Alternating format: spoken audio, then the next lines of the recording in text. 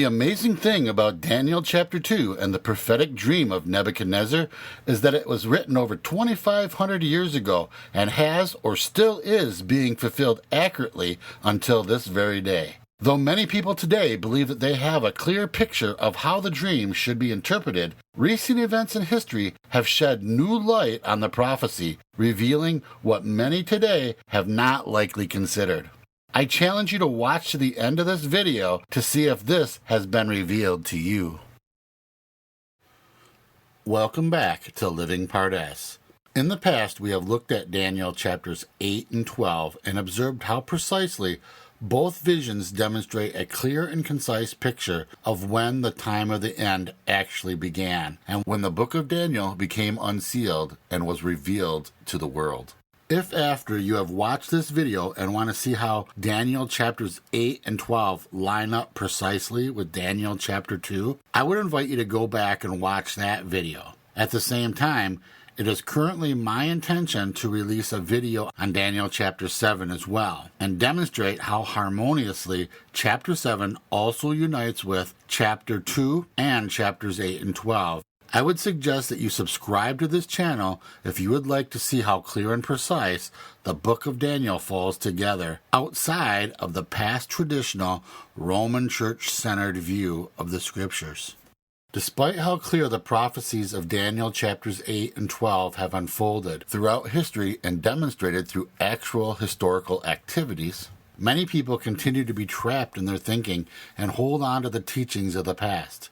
Oftentimes, when something new is revealed, people lack the ambition and desire to see if a new revelation fits with the rest of Scripture, especially if they've already built a ministry based on a previous interpretation. The confidence they have in their old belief oftentimes hinders their ability to consider something that may be new and to compare it with the rest of Scripture. For this reason, I thought we might take the time today to look at Daniel chapter 2, as many people believe that they know exactly what Nebuchadnezzar's dream was about.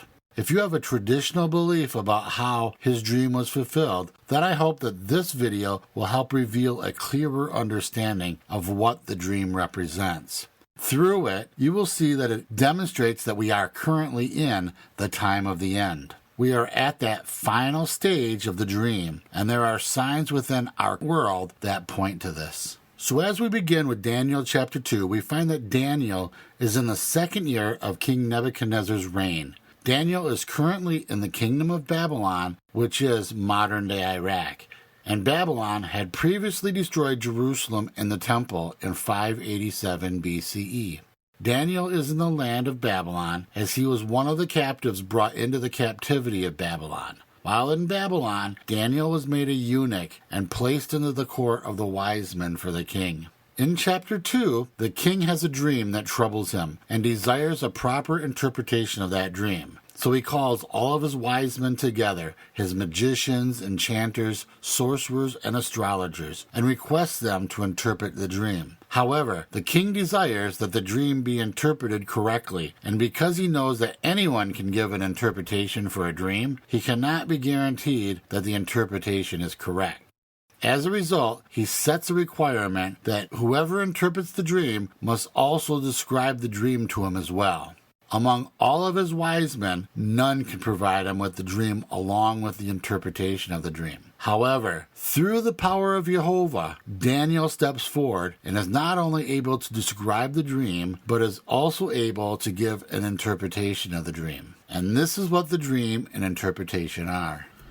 As it is written in Daniel chapter 2, "As your majesty was lying there, your mind turned to things to come, and the revealer of mysteries showed you what is going to happen. As for me, this mystery has been revealed to me, not because I have greater wisdom than anyone else alive, but so that your majesty may know the interpretation, and that you may understand what went through your mind. Your majesty looked, and there before you stood a large statue, an enormous, dazzling statue, awesome in appearance. The head of the statue was made of pure gold, its chest and arms of silver, its belly and thighs of bronze, its legs of iron, and its feet partly with iron and partly with baked clay. While you were watching, a rock was cut out, but not by human hands. It struck the statue on the feet of iron and clay and smashed them. Then the iron, the clay, the bronze, the silver, and the gold were all broken into pieces and became like chaff on the threshing floor in the summer. The wind swept them away without leaving a trace. But the rock that struck the statue became a huge mountain and filled the whole earth. This is the dream, and now we will interpret it for the king. Your Majesty, you are the King of Kings. The God, or the Elohim of heaven, has given you dominion and power and might and glory. In your hands he has placed all mankind and the beasts of the field and the birds of the sky. Wherever they live, he has made you ruler over them. You are that head of gold. After you, another kingdom will arise, inferior to yours. Next, a third kingdom, one of bronze, will rule over the whole earth. Finally, there will be a fourth kingdom, strong as iron, for iron breaks and smashes everything. And as iron breaks things to pieces, so it will crush and break all of the others. Whereas you saw the feet and toes, partly of potter's clay and partly of iron, the kingdom shall be divided. Yet the strength of the iron shall be in it, just as you saw the iron mixed with miry clay. And as the toes and the feet were partly of iron and partly of clay, so the kingdom shall be partly strong and partly fragile. And whereas you saw iron mixed with miry clay, they shall mingle themselves with the seed of men, but they shall not cleave one to another, even as iron is not mixed with clay. In the time of those kings, Elohim of heaven will set up a kingdom that will never be destroyed, nor will it be left to another people. It will crush all those kingdoms and bring them to an end, but it will itself endure forever. Traditionally, when people read this and compare it to history, they come to the following conclusion about the vision. They rightfully understand, as the interpretation of the dream states, that the head of gold is Nebuchadnezzar and his kingdom. They then correlate the arms and chest of silver to be the Medes and the Persians, as it states, after you another kingdom will arise that is inferior to yours. In history, we find that the Medes and the Persians did conquer the king of Babylon and took possession of their land around 539 BC. After this, the Persians controlled the land of Babylon for around 200 years, until Alexander the Great came and conquered the land of the Medes and the Persians. This is also where we find that chapter 2 links together with chapter 8, when the ram with 2 horns battles the goat with 1 horn. This is the battle between Alexander the Great and the Medes and the Persians. Since Alexander the Great was the next to conquer the land of Babylon that was possessed by the Persians, this makes Alexander the Great and the Greek Empire the third kingdom, just as it states in the scriptures. Next, a third kingdom, one of bronze, will rule over the whole earth. This also makes sense because when Alexander the Great conquered Babylon, his conquest went throughout the known world, even unto India. Now, traditionally, most teach that the fourth kingdom, or the legs of iron, represents the Roman Empire. They teach that as there are 2 legs and are divided, this represents 2 time periods of the Roman Empire, with different theories and variations of what those time periods represent. Some teach that the time periods are the Roman Republic versus the Roman Empire, while others teach that they represent the Roman Empire versus the Byzantine Empire, while still yet others teach that it's the Roman Empire versus the Roman papacy. Despite which version they believe in, the focus is always upon Rome as the center. This is because after the Greeks ruled over Israel, the Romans came next, first by allying against the Greek Seleucids with Israel, and then eventually taking control of the land of Israel, with Israel's ultimate defeat by the Romans around AD 70 when the temple was destroyed.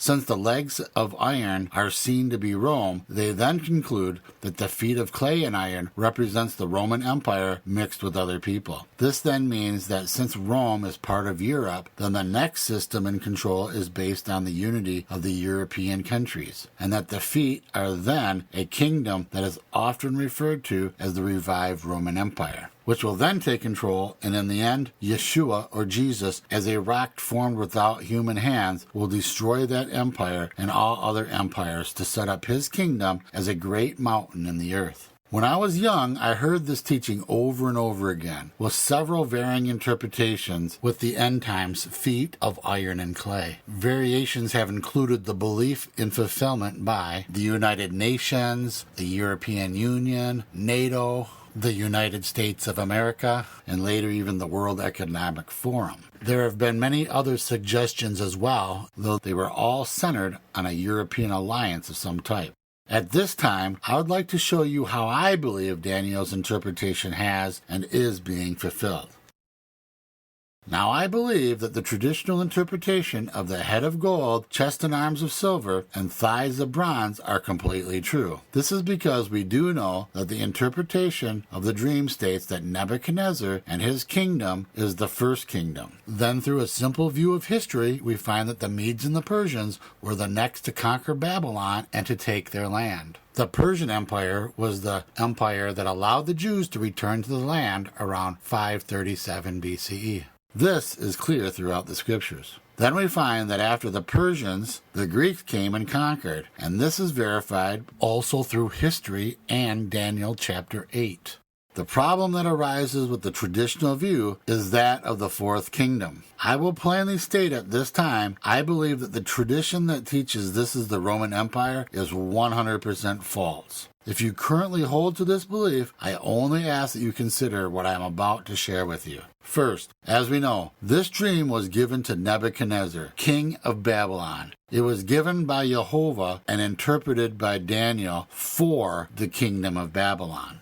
As we saw, the Medes and the Persians conquered his kingdom of Babylon. After this, his kingdom of Babylon was then conquered by the Greeks. However, when we consider the Romans, history shows that the Romans never officially conquered the kingdom of Babylon. They went to war several times in the land of Babylon, but they never officially conquered and controlled the lands of Babylon. One may ask why this is important. First, the original dream was for the king of Babylon and his kingdom. It had nothing to do with the kingdom of Israel, only the kingdom of Babylon. Second, when looking at Daniel 2:39, we find something hidden in the Hebrew or Aramaic text, where it states, "But after you there will arise another kingdom inferior to yours." We find that the phrase inferior to yours actually makes no sense and is likely a mistranslation. If it were actually an inferior nation, then it likely would not have defeated a superior nation. You see, the word being used as inferior here is the word era, which is related to the word eretz, which means land, earth, or ground. The word is used 20 times throughout Scripture, and this occurrence in Daniel 2:39 is the only occurrence in Scripture where the word is translated as inferior. All other times it is translated as earth, land, or ground. In fact, within the second half of this verse, it is actually translated as earth, as in, a third kingdom will rule the whole earth. For this reason, I would suggest that this is a mistranslation, and the focus of the sentence is based on the land or the earth, meaning that the kingdom will arise from your land. Then the next kingdom will rise and take all of that land again.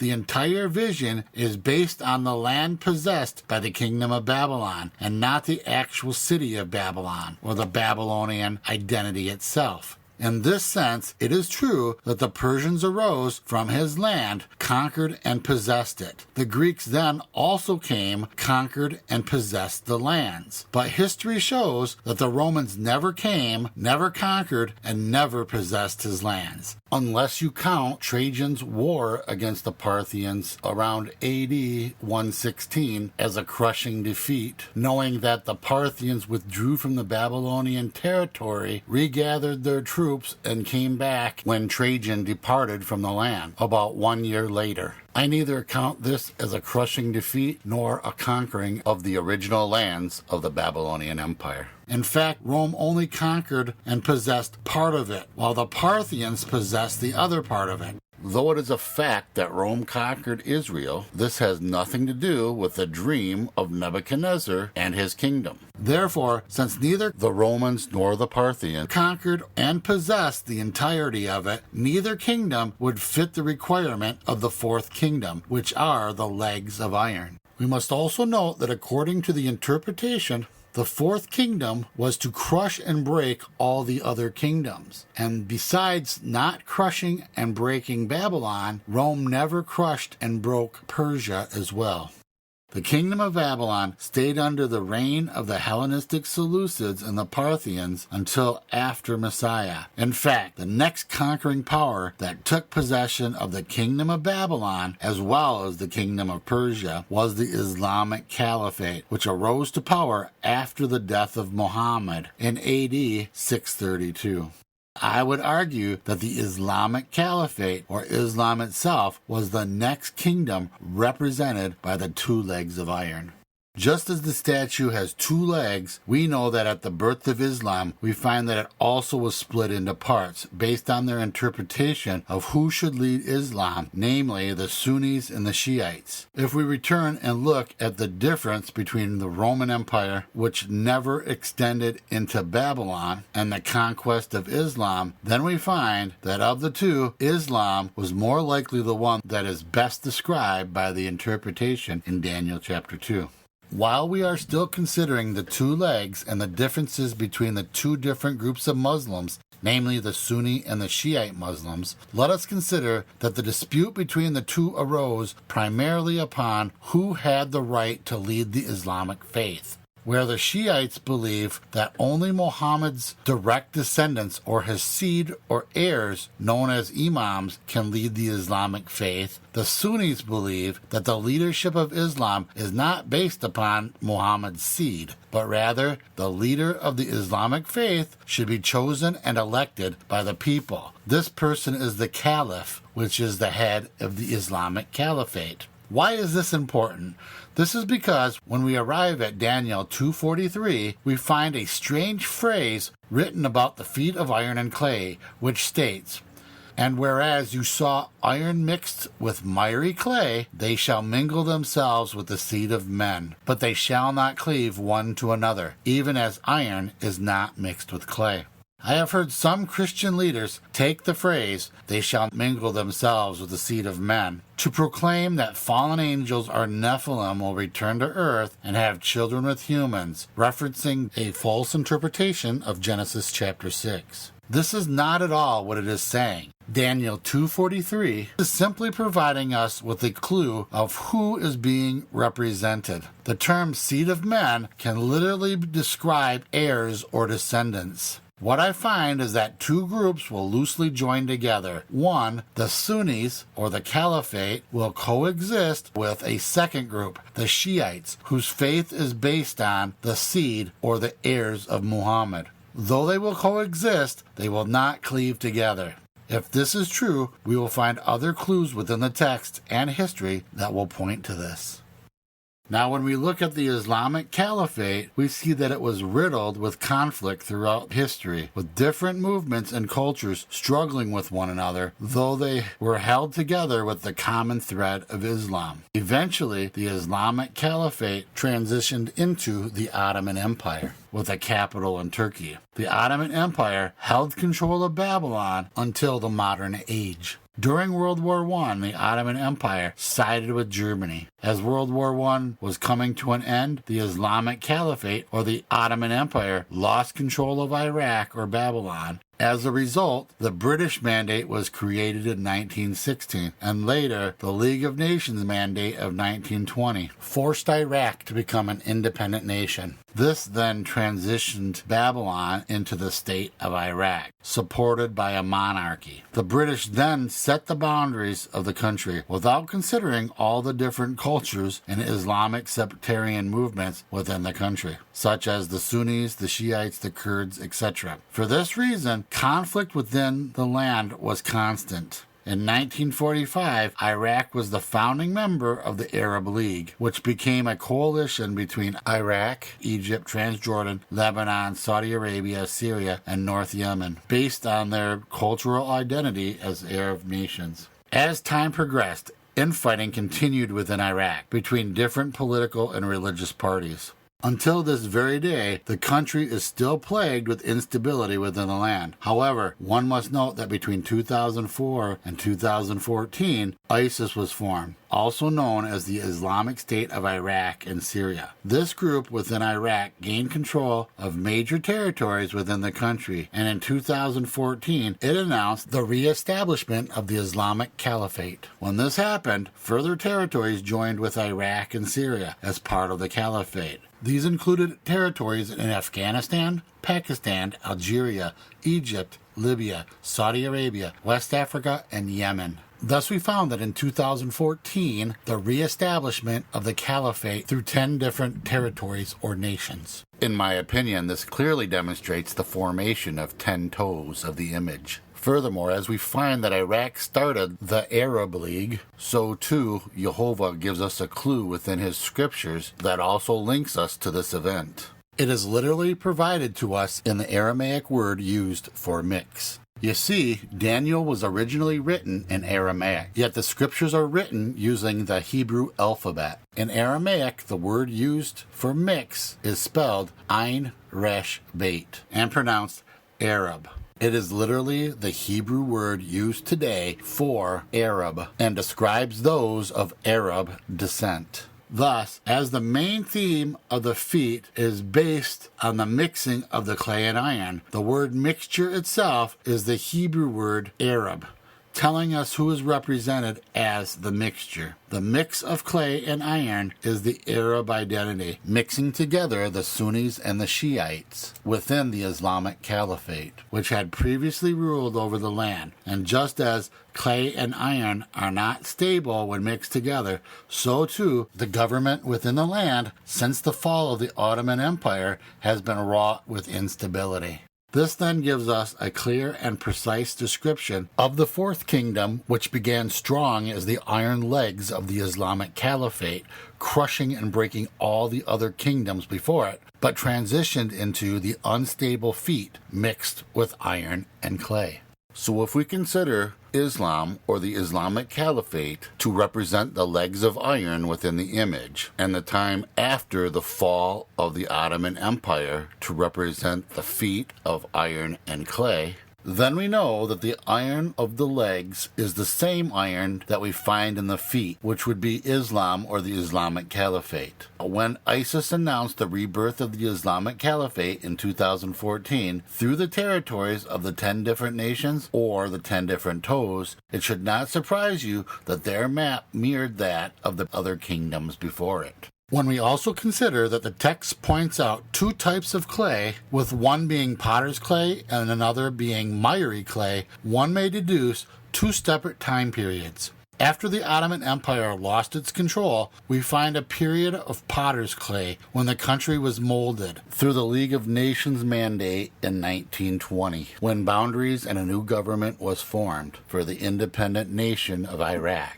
This started with a rule of monarchy and stretched until it ended with the fall of Saddam Hussein. The second period of time, which is described as miry clay, would have began after Saddam Hussein, with the formation of ISIS. How can we know this? If you know your recent history, you will realize that the reason ISIS rose to power had a direct correlation with September 11th and the terrorist attack on the USA. You see, the attack on the Twin Towers actually had nothing to do with Iraq and the Kingdom of Babylon. However, President Bush used the attacks to go to war with Iraq and to topple its leader, Saddam Hussein. After Saddam Hussein was removed, a power vacuum was created, which then led to the rise of ISIS. The war in Iraq lasted from 2003 to 2011, and it plagued the entire second term of the Bush administration. Headlines from around the world deemed the war in Iraq to be the Bush administration's quagmire, meaning that Bush created a swamp of a war that he could not get out of. Interestingly, the word quagmire means swamp or bog, and it is exactly the place where one would find miry clay, just as we saw the reference to regarding the feet of Daniel chapter 2. Now, with all of these clues given to us in Scripture and in history, it seems more likely that Islam or the Islamic Caliphate better represents the fourth kingdom within the vision of Daniel chapter 2, as it clearly represents the interpretation of the fourth kingdom better than the traditional view of the Roman Empire.